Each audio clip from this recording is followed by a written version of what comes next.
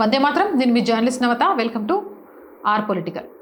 1806లో బ్రిటిష్లు నుదుట తిలకాన్ని, విభూతిని నిషేధించారు. 2026లో కూడా కొన్ని విద్యా సంస్థలు, పరీక్షా కేంద్రాలలో తిలకం, చేతికి కట్టుకున్న దారాలపై వివాదాలు వస్తూనే ఉన్నాయి.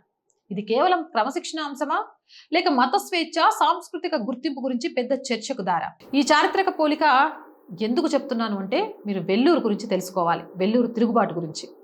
1806 జూలై 10న జరిగిన వెల్లూరు తిరుగుబాటు భారత స్వతంత్ర పోరాట చరిత్రలో ఒక కీలక ఘట్టంగా నిలిచింది. అప్పటి బ్రిటిష్ ఈస్ట్ ఇండియా కంపెనీ సైనికులకు కొత్త దుస్తుల నిబంధనలు అమలు చేసింది. చరిత్రకారుల వివరణల ప్రకారం కొన్ని మతపరమైన సాంప్రదాయ గుర్తులను ధరించడంపై ఆంక్షలు, అంటే బొట్టు పెట్టుకోవడం, చేతికి కాషాయ దారం కట్టుకోవడం, మీసాలు గడ్డాలు పెంచుకోవడం, ఇవన్నీ కూడా తీయించేశారు. తీయించేసి వాళ్లకు ఒక టోపీ పెట్టుకోవడం, మీసాలు గడ్డాలు లేకుండా చేయడం, ఇలాంటి కొన్ని రూల్స్ తీసుకొచ్చారు. దీంతో భారతీయ సిపాయిలలో తీవ్ర ఆగ్రహం వ్యక్తమైంది. దాంతో తిరుగుబాటు చేశారు. ఇప్పుడు మళ్ళీ దాదాపు 2 శతాబ్దాల తర్వాత కొన్ని పాఠశాలలు లేదా పరీక్షా కేంద్రాల్లో కూడా తిలకం తొడవడం, చేతికి కట్టుకున్న దారాలు తొలగించమని చెప్పడం ఆ సంఘటనను గుర్తు చేస్తోంది. ఒకప్పుడు వెల్లూరు తిరుగుబాటు ద్వారా సనాతన హైందవ ధర్మం మీద ఎలా దాడి చేయాలనుకున్నారు, సనాతన హైందవ ధర్మం యొక్క మూలాలను తుడిపేయాలనుకున్నారు. ఇప్పుడు అదే జరుగుతోంది. అక్కడ తిరుగుబాటు చేసి ఆ బ్రిటిష్ సైన్యాన్ని గడగడలాడిస్తే అక్కడ నుంచి తప్పించుకున్న ఒక అధికారి మిగిలిన బ్రిటిషర్లకు చెప్తే అక్కడికి వచ్చి 300 మందికి పైగా దారుణంగా చంపేసిన హిందువుల చైతన్యానికి అది కారణమైంది. ఈరోజు హిందూ మత చిహ్నాల మీద జరుగుతున్న దాడి,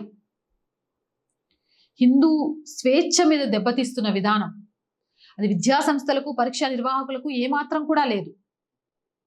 వీటి మీద కూడా హిందువులు ఖచ్చితంగా నిరసన తెలియచేయాలి. అంటే అవేదో ఆ స్కూల్లో పెట్టే క్రమశిక్షణా చర్యలు కాదు. హిందువులకు సంబంధించి మత చిహ్నాల ద్వారా తొలగించడం ద్వారా సంస్కృతిని దూరం చేయడమే. చరిత్ర మనకు ఒక విషయాన్ని నేర్పుతుంది. ప్రజల విశ్వాసాలు, వారి సాంస్కృతిక గుర్తింపులు వంటి అంశాలను స్పృశించే నిర్ణయాలు ఎప్పుడూ సున్నితమైనవి. అదే సమయంలో విద్యా సంస్థలు కూడా తమ నియమాలను స్పష్టంగా, వివక్ష లేకుండా అమలు చేయాలి. ఒక్కొక్క మతంపై ఒక్కొక్క రకంగా కొనసాగడం ఏమాత్రం సమంజసం కాదు. అది అట్లానే కొనసాగితే మళ్ళీ తప్పకుండా తిరుగుబాటు హిందువులలో మొదలవుతుంది.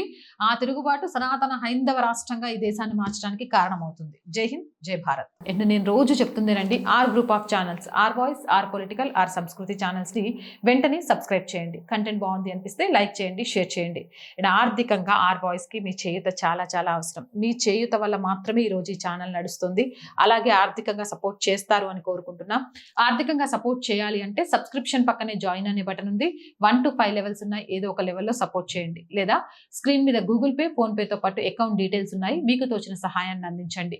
వ్యాపార ప్రకటనల కోసం 8328 500 576 నెంబర్ని సంప్రదించండి.